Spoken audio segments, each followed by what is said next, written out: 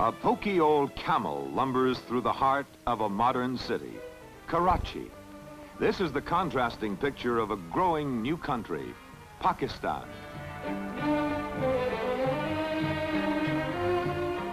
Created in 1947 by separating the Muslim regions of India from the Hindu, the new nation is located in two sections on the northwest and the northeast borders of India, which leaves East and West Pakistan divided geographically by 1,100 miles. The largest Muslim country in the world, 2 million of the Republic's 87 million live here in Karachi.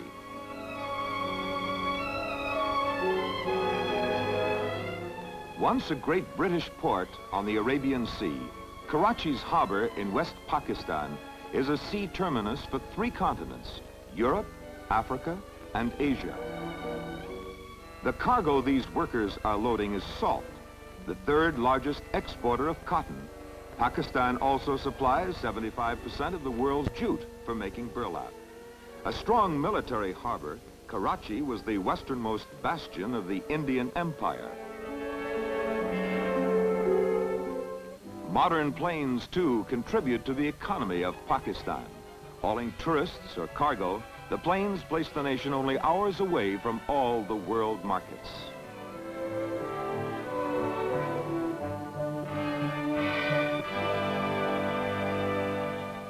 The many sides of Pakistan have made it a new fascination for tourists. In the same latitude as California, its gleaming beaches and mild water provide a perfect playground, privacy off the beaten path. Most visitors of the fragile sex avoid a camel ride, but some folks must try everything once. They'll remember this ride. It'll be a sore subject with them for a long time. A smoother ride can be found on the Arabian Sea, where boating and deep sea fishing are excellent. In these historic waters, you feel the exotic spell of a faraway land. But you also feel at home with hosts who love the same sports and recreations.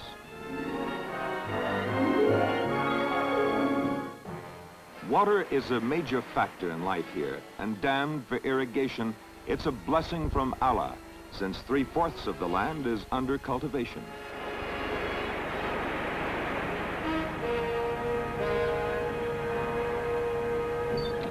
Old methods are still seen in the rural areas, but 80% of the population depends on agriculture for a living. In the West, wheat and cotton are major crops. In the East, rice and jute are grown.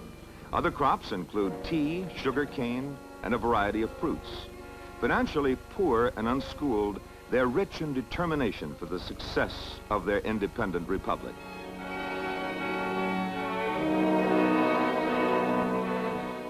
For romantic names, no setting excels the Khyber Pass and Himalayas, where Sahib Rudyard Kipling spun the yarns of the Punjabs and the British Indian soldiers. Nearby on the northwest frontier of West Pakistan is Peshawar, long a trading center for camel caravans from the Near East, Afghanistan, and Central Asia. The customary dress varies considerably. Women wear a sari, or a loose blouse with trousers similar to pajamas. Men simply wrap around cotton cloth or wear a shirt and pajama trousers. The entire town is one huge shopping center with stores and stalls of every size, porters, buyers, and sellers. There is a variegated mixture of smells and sounds, but fine materials and craftsmanship have made Peshawar the big bazaar of the subcontinent.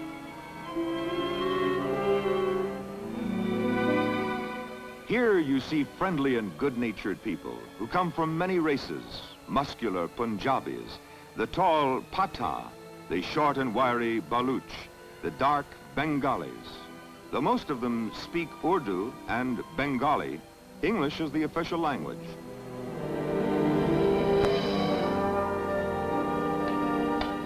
The craftsmen of Pakistan long have been famous for their artistic work, and especially their copperware. Bargain hunters from Europe and America are attracted to this bazaar, not only for quality goods at low prices, but unique craftsmanship is found no place else in the world.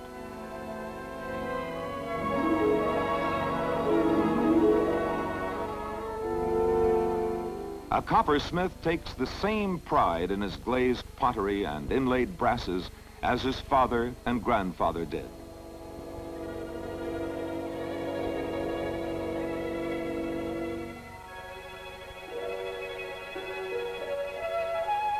Their delicate work is also evident in their fancy embroidery, gold-threaded fabrics, beautiful rugs and shawls, laces, carved ivory, leather boxes, and in all their artwork you see the influence of their history.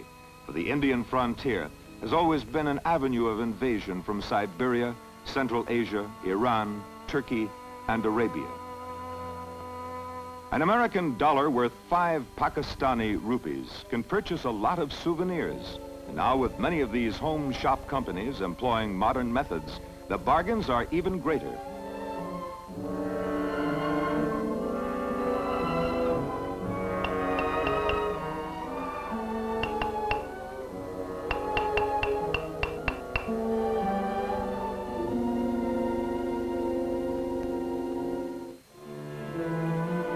Artistic grandeur marks this magnificent monument of Muslim rule over the subcontinent. In the capital of West Pakistan, Lahore, is the tomb of the Mughal Emperor, Jahangir. Begun in 1637, his sons and successors spent 10 years completing it.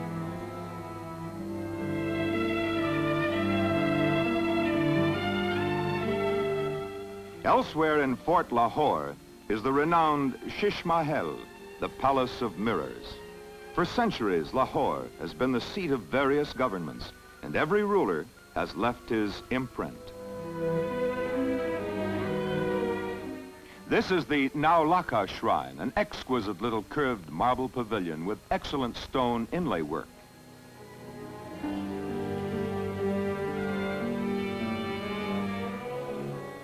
Another ancient sign of the past is the Badshahi Mosque, one of the largest in the world. The Muslim influence not only affects their religious philosophy, but their political life, for the Islamic faith was the reason for the birth of Pakistan and is still the center of their daily life. In the shadow of the Himalayas, you begin to think that time has stood still. Passing through here were the legions of the Persians, Greeks, Tartars, Mughals, and Afghans.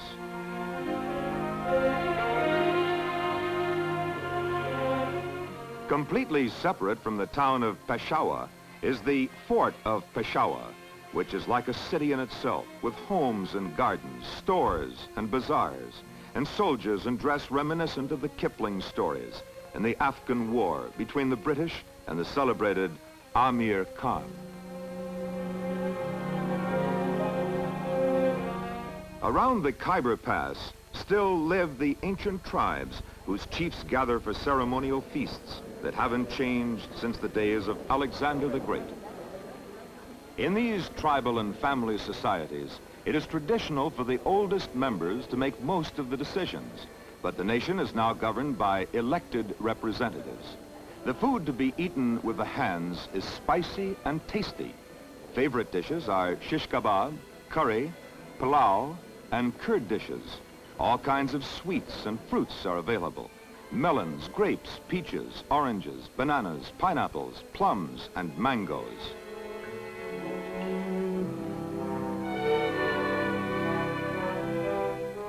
They appear out of date in their traditional robes, but they're eager and enthusiastic about their progressing new nation.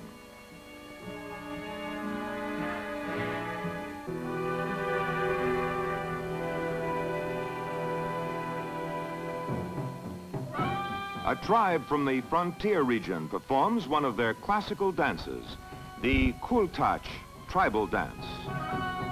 Much of their music is a mixture of the older Hindu music and rhythms brought into India by the early Arab and Turkey invaders. The military influence is apparent in the dance. Also obvious is the Pakistani respect for physical fitness. A sturdy and energetic race, they stress the importance of good health and hardiness. They have to be in good shape to do this dance.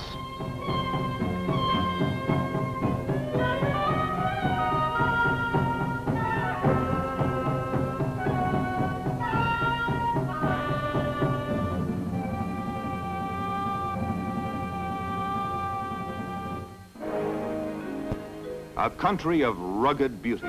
The very name Pakistan conjures up an image of high adventure.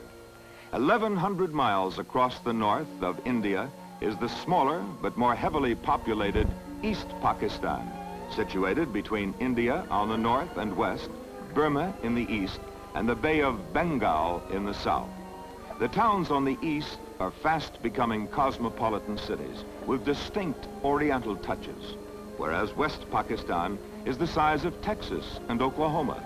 The east section is the size of Arkansas, but has 47 million people. It is a land of forests, rivers, deltas, islands, valleys, luxuriant greenery, and historical relics. Though the country has a chasm between its two halves, Pakistan remains close with modern planes for travel and a religious faith for eternal solidarity.